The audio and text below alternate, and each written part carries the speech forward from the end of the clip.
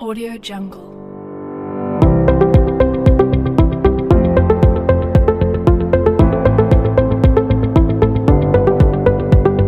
Audio Jungle.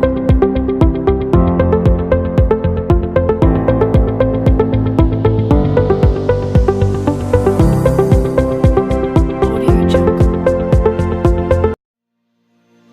Audio Jungle.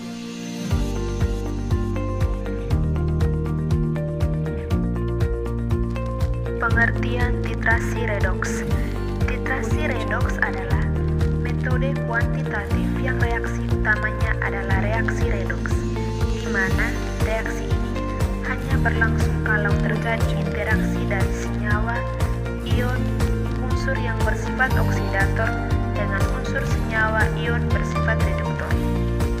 Titrasi redoks banyak digunakan untuk penentuan kadar logam atau senyawa yang bersifat sebagai oksidator atau reduktor. Titik akhir titrasi dalam titrasi redoks dapat dilakukan dengan membuat kurva titrasi antara potensial larutan dengan volume titran atau dapat juga menggunakan indikator. Reaksi redoks secara luas digunakan dalam analisa titrimetri baik untuk zat anorganik maupun organik. Syarat-syarat larutan baku primer yaitu: 1. Mudah diperoleh dalam bentuk murni. Yang kedua, mudah dikeringkan. Yang ketiga, larutan harus stabil. Yang keempat, memiliki massa molar yang besar. Yang kelima, reaksi dengan zat yang dibakukan harus stoikiometri sehingga dicapai dasar perhitungan. Macam-macam titrasi redoks. Berdasarkan jenis oksidator atau reduktor yang dipergunakan dalam titrasi redoks, maka dikenal beberapa jenis titrimetri redoks, seperti 1. Idiometri. Titrasi dengan iodin ada dua macam, yaitu idiometri secara langsung dan idiometri secara tidak langsung. Dalam idiometri, iodin digunakan sebagai oksidator, sedangkan dalam iodimetri iodida digunakan sebagai reduktor. Dalam idiometri digunakan larutan tiosulfat untuk mentitrasi iodium yang dibebaskan.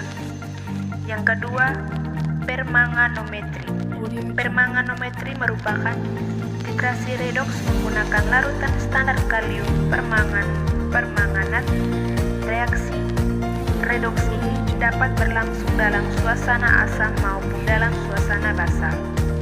Yang ketiga, dikromatometri. Dikromatometri adalah titrasi redoks yang menggunakan senyawa dikromat sebagai oksidator. Yang keempat, serimetri. Serimetri adalah titrasi menggunakan larutan baku serin sulfat untuk zat uji yang bersifat reduktor. Yang kelima, nitrimetri.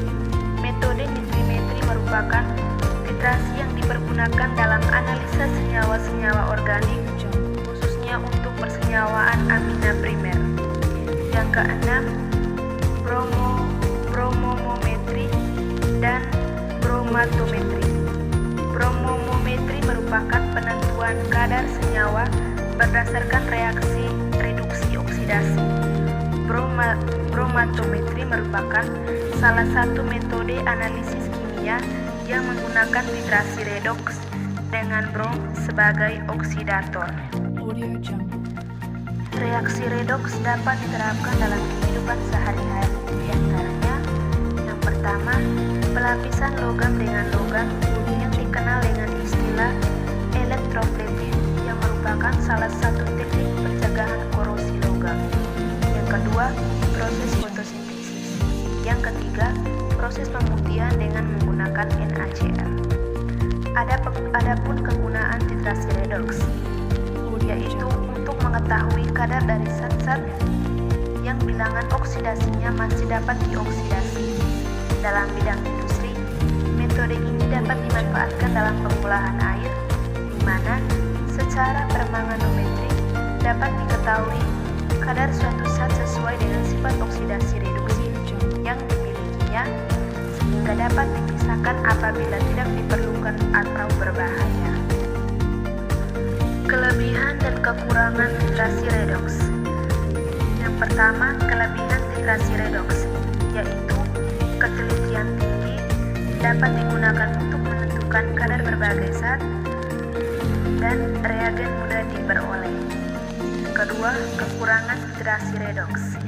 Yang pertama, memerlukan indikator. Yang kedua, reaksi dapat berlangsung lambat. Yang ketiga, reagen dapat tidak stabil. Faktor-faktor yang mempengaruhi titrasi redox yaitu: yang pertama, adanya faktor pencairan dari lapisan di dalam tanah yang menyebabkan tanah membentuk lapisan oksidasi dan lapisan reduksi. Yang kedua, adanya zat-zat protein yang berhubungan langsung oleh mikroorganisme Audio yang Jungle. sangat berperan penting dalam proses